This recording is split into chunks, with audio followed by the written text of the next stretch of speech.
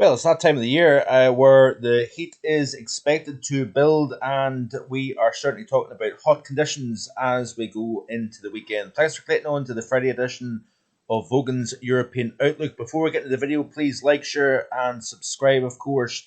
There are so many things to cover in today's video. I'm going to try and ram it all in because we're going to be talking about temperature, thunderstorms, drought in Ireland, and yeah, that area of low pressure, of course, a few days ago that brought the record rains to the island of Madeira is now acting as an arm picking up that heat out of Africa, the Mediterranean basin.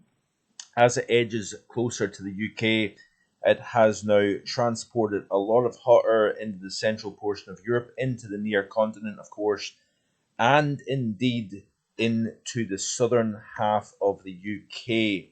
So, as of recording at 25 to 5 on Friday evening, we still have a cool eastern half of the country, even the north of the UK, still relatively fresh and brisk winds, of course, coming in off the sea. Temperatures no better than 11.3 at Edinburgh Burvey. Even down along the North Yorkshire coast, we've only got 11.8 degrees Celsius. But down across, Hampshire, Dorset, we've got a temperature of 28.3 Celsius at Bournemouth Airport as of recording. So by far, it's the warmest day of the year. And of course, the focus of heat is across Hampshire, Dorset, into East Devon, up into Somerset, Wiltshire. This is where the hottest conditions are this afternoon and across the UK. But tomorrow afternoon, we shift the heat further east as we increase the instability further west here. So showers and thunderstorms likely to break out in the areas that are warmest this afternoon, as well as up across Wales as well.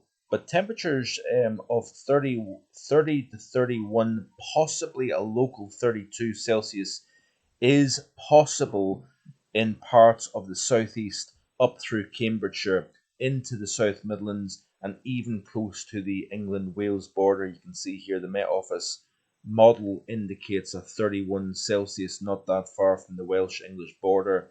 So that is rather interesting. A 28 as far north as Cumbria, 27 possible in Dumfries and Galloway, and even possibly into the Central Highlands. We could see temperatures as warm as that there. This is the overview chart here of weathercharts.com. You can see here that area of low pressure has kind of opened out the envelope, so to speak. We don't have quite the same compact system that we once did. And I've, of course, in recent videos explained to you why we have seen this bit of a nudge in the overall pattern. But high pressure is going to remain, should I say, not become the dominant player. Here at the house, interesting little fact, by the way, I looked back at the month of May, and my personal weather station here in the back garden did not drop below 1005 millibars during the month of May, which is an incredibly high pressure for such a long period of time. And then I looked back at the records to see when was the last time the pressure dropped below 1000 millibars. Do you know you have to go back to the middle portion of April, the last time my northern Scotland location dropped below 1000 millibars, the 15th of April, which is remarkable at how persistent the area of high pressure has been. And I'll talk more about that in a second, because we do have drought conditions across much of Ireland. We do have probably partial drought conditions in other parts of the UK, including the north of Scotland, where we've seen such little rainfall in the best part of the last couple of months, actually, because even when it was wetter than average across more southern areas of both Ireland and the UK, we didn't see as much in the way of rainfall during the month of April across the north, where high pressure had been so dominant. But this area of low pressure acting as a wheel, drawing that warmth out of Africa, Mediterranean basin, it's now present, of course, in the near continent. Northern France, the Low Countries, and Germany, we've got temperatures high 20s, low 30s. And what is going to happen over the next 24-hour period is that we are going to start to see the energy moving into the southwestern half of the British Isles. So we're going to spark the showers, the thunderstorms, Flash flood risk, by the way, because the ground is baked hard with lack of rainfall, of course. And of course, that kind of goes a little bit against the ideas that I've got wet spring, of course, wet summer. I do have a front loaded summer in terms of hot conditions, drier conditions, then a turnaround July and August. But some of the long range models, by the way, are indicating that that area of high pressure does not want to shift for the next 6 to 8 weeks, which would slightly go against what my forecast has. But get that in just a second here. But you can see here, of course, the widespread showers and thunderstorms blowing up 12 o'clock tomorrow afternoon. But notice the area of high pressure is now completely shifted up towards Scandinavia. Low pressure to the southwest means the warmth that's present over the heart of the continent gets picked up by these easterly winds underneath the base of the high and drafted into the southeastern half of the UK. Hence why we're going to see the temperatures rise into the low 30s tomorrow afternoon. Also, the reason why we see the drop in temperature in the areas that are warmest today is thanks to the showers and thunderstorms developing. So those big Taran cumulonimbus clouds should be present in the skies over Devon, Cornwall, Somerset, Dorset, up into South and Mid Wales during the course of tomorrow afternoon. High and dry across the majority of northern portions of the UK. We could see some showers and thunderstorms, very lively ones at that, across Ireland tomorrow afternoon as well. So speaking of Ireland, interesting stuff. Didn't realise this actually, but this is our friends at the Met Arian, of course. And they say in this tweet, Ireland is currently experiencing widespread climatological dry periods not seen since the summer of 2018. Absolute drought is ongoing at 24 out of the 25 synoptic stations. Dry spells are ongoing at 25 out of 25 synoptic stations, which is quite interesting. So very dry conditions after a wet March, average April, very dry May, and now very dry first, 10 days or so of June. Our friend Shryan Bruin also tweeted that after today, if no rain falls, the current spell is 26 days, which would make the longest absolute drought at Dublin Airport since 1955. That's also very interesting.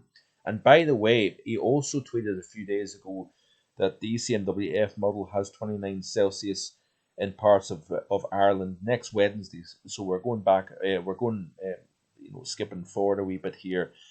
But what's significant about that is the fact that Shryan says that the earliest occurrence of 30 Celsius in Ireland goes back to the 26th of June, so that's towards the end of the month, back to 1887. And I didn't realize this, by the way.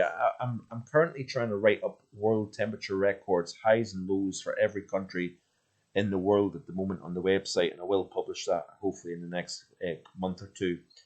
But I didn't realize that Ireland actually probably holds some of the longest still standing heat and cold records anywhere in the world. So many countries, of course, have achieved their hottest temperature on record, coldest temperature on record in the last 100 years or so.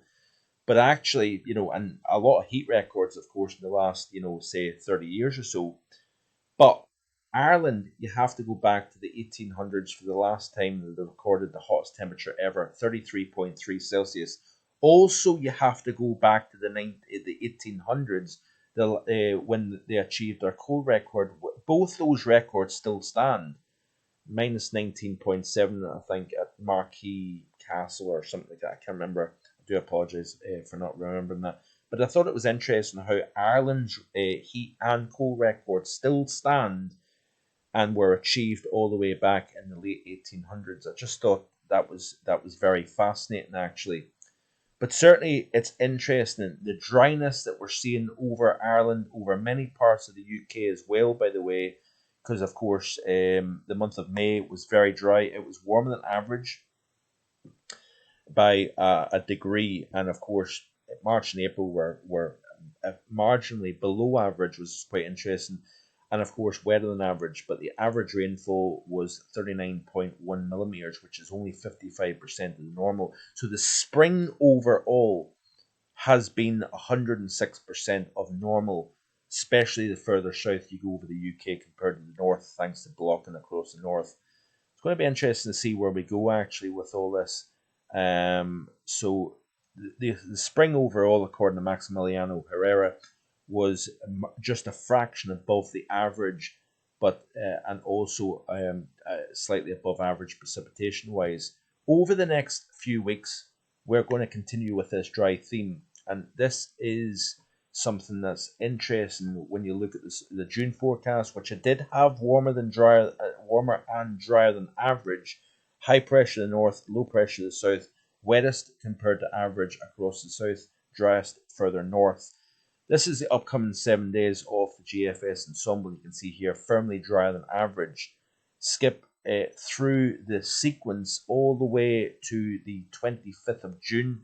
Yes, we may lose the strength of the drier than average, but still all the while we're not seeing wetter than average conditions return through much of the rest of this month, which is rather interesting. Temperature anomaly wise, very warm compared to average the upcoming 5 days. No surprise here.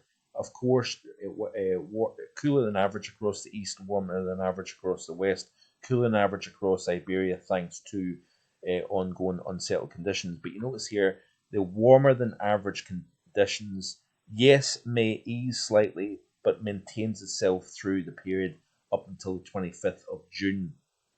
So, is the summer forecasting holding? Well, that remains to be seen, of course. I do have a cooler and wetter July and August. By the way, El Nino has now officially been declared by NOAA, and it'll be interesting to see what kind of response that may have later down the road. So it'll be interesting to see whether this is a front-loaded summer in terms of heat and dry conditions like I have in the forecast, and we then revert to a cooler, wetter theme during the second half of the month, possibly in response to the El Nino like we've seen in 2012. I think there is going to be back and forths during the month of July in terms of heat, cool days, wet days, sunny days. We're going to have quite a mixture, I think. But certainly going by some of the long-term models, it has the next 6 to 8 weeks of high-pressure dominance. Drier than average conditions certainly would go against the summer forecast overall. So we'll watch this space and see what happens. Do indeed make sure and wear that sunscreen, folks, whether it be 15 or 16 at the coast or whether it be 30, 31 Celsius inland. The strength of the sun is as strong whatever the temperature is. So just keep that in mind. You can still get burnt. And we do have a very hot weekend to come. Flash flood risk is possible. Southwestern portions of the UK tomorrow, so Saturday. Sunday, we have a greater increased chance of showers, thunderstorms, and a flood risk elsewhere. Some areas will see warm sunshine, other areas will see a deluge, so also keep that in mind. Hit and miss at this time of the year in terms of rainfall distribution. So thanks for watching. Do enjoy the rest of your Friday. I will not have a video tomorrow as always, but I will have the global weather and climate report coming up on Sunday. Big edition 45 coming up, so I'm excited to bring that to you on Sunday. Stay tuned for that. Please like, please share with your friends and family, and do indeed hit that subscribe button. Bye for now.